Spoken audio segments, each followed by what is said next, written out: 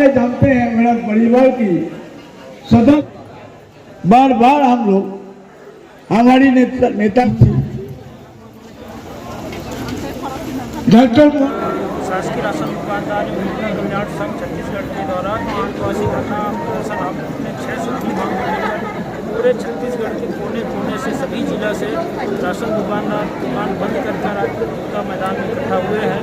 इस धरना को हमारे 6 सूत्री मांग को पूरी तरह से समर्थन करने हमारे राष्ट्रीय leader all India fair price supplier federation के राष्ट्रीय महासचिव जी आदरणीय विशंबर बासु जी हमको समर्थन और आशीर्वाद देने आज यहाँ हम सबके बीच में उपस्थित हुए हैं और उन्होंने हमें बहुत मार्गदर्शन दिखाया है।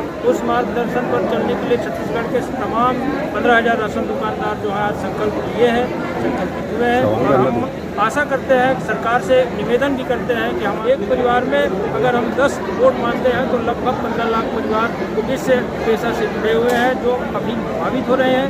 आज उनके पास खाने के लिए नहीं है, घर का उनका आर्थिक स्थिति बहुत खराब है। इस बात को लेकर हमने छत्तीसगढ़ सरकार खाद्य मंत्री जी, डायरेक्टर, सचिव सबसे मिला है। उन्होंने हमको ये आश्वासन जरूर किया है कि हम इस पर प्रयास करेंगे, लेकिन हम उनके बात से हम संतुष्ट नहीं हैं। इसीलिए आज हमने हड़ताल किया है और हम आज जितने भी छत्तीसगढ़ के जो दुकानदार आए हुए हैं उनकी सहमति मिल गई है। इस हड़ताल को हम अपने मांग पूरा होते तक रखेंगे और हमने आज मंच से घोषणा किया है कि ये हड़ताल जो है अनिश्चितकालीन होगी और इसी आशा के साथ हम प्रार्थना पुनः करते हैं छत्तीसगढ़ सरकार विष्णुदेव साय जी को और खाद्य मंत्री दयालदास बघेल जी को कि हमारी मांग को जल्दी से जल्दी पूरा करें। यही हमारी आखिरी आज की विनती है। परिचय दे दीजिए। पंडित लहरे शासकीय राशन दुकानदार संघ का प्रदेश का महासचिव हूँ और राष्ट्रीय हमारे all India fair price supplier का सह सचिव हूँ। राशन दुकान के राष्ट्रीय महासचिव all India fair price supplier federation. आज आप यहाँ धरने में बाहर से आए हुए हैं शामिल होने के लिए, क्या कुछ मांगे हैं और कितने लोग आपके साथ यहाँ शामिल हुए हैं? देखिए बहन जी, माय मीडिया पर्सन्स, छत्तीसगढ़ में देख आके मैं आश्चर्य हो गया कि बीजेपी के सरकार देश पे जो ऑर्डर करती है वो यहाँ की सरकार बढ़ाए नहीं। देश की सरकार ने आदेश जारी की इनको हैंडिंग ग्लव्स मिलना चाहिए। प्रदेश की सरकार 1% भी हैंडिंग ग्लव्स नहीं दी। देश की सरकार ने कहा अनुकंपा के आधार पर राशन की दुकान के लाइसेंस मिलना चाहिए। इस प्रदेश की सरकार इनको आज तक मान्यता नहीं।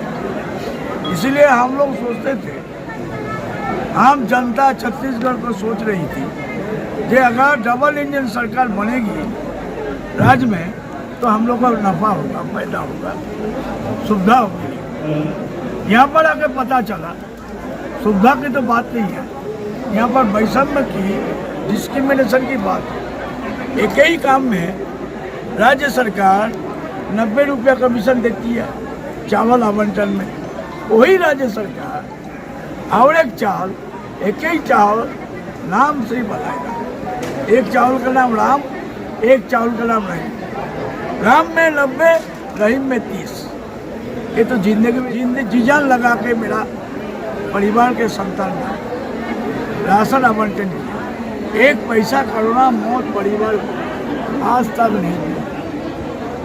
इसी के विरोध के लिए हमारे परिवार को बचाने के लिए कोरोना के समय एक दुकान में 200, 500, 2000 केजी स्टॉक में थी, तो बोला इसको कम दाम में बेचो।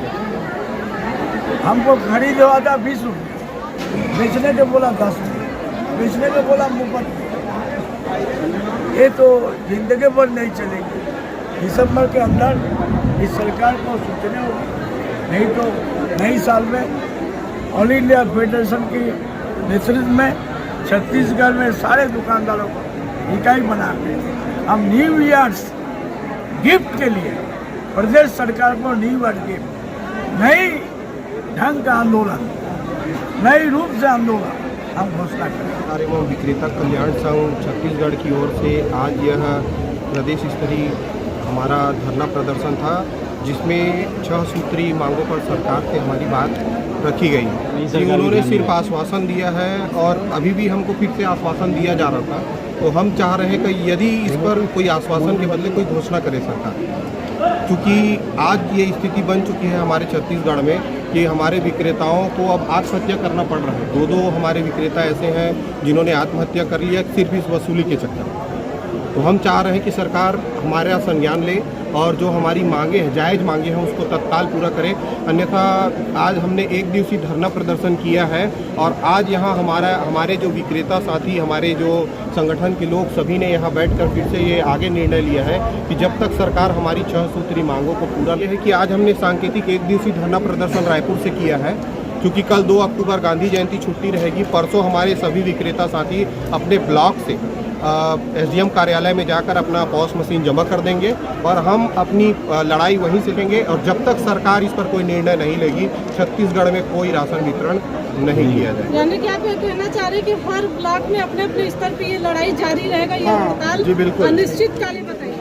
मेरा नाम कांति साहू है, मैं जिला मोहल्ला मानपुर अम्बागढ़ चौकी से हूँ, छत्तीसगढ़ से। और आप ये धरने में क्यों शामिल हुए हैं? हमारी मांगे पूरी नहीं हुई, बहुत बहुत बहुत परेशानी से जूझ रहे हैं। समूह है, महिला समूह नवदीप महिला स्व सहायता समूह ग्राम सोनसाटोला।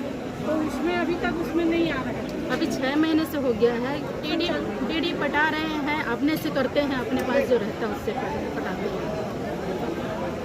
क्या आश्वासन मिल रहा है, कब तक आएगा? ऐसे बोल के अभी तक नहीं डाले। ऐसा कब से बात हुई आपसे?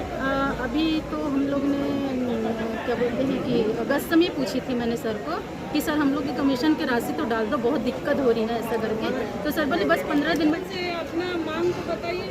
शासन से हम लोग अपना मांग चाहते हैं कि हमारी मांगे पूरी करें, नहीं तो हम अनिश्चितकालीन धरना प्रदर्शन करेंगे, ई पॉज मशीन जमा करेंगे। हम महिला परिचय दीजिए। मेरा नाम कांति साहू, ग्राम सोनसाटोला, जिला मोहल्ला मानपुर अम्बागढ़ चौकी। मरवाही ब्लॉक से हूँ, संघ की उपाध्यक्ष हूँ। इस धरना में हम लोग के सामने बहुत बड़ी समस्या आई, जिसके कारण हम लोग आज इस धरना में शामिल हुए। भंडारण को लेकर भी समस्या है, कमीशन को लेकर भी समस्या है, बारदाना की। किसी अधिकारी से बताया आपने?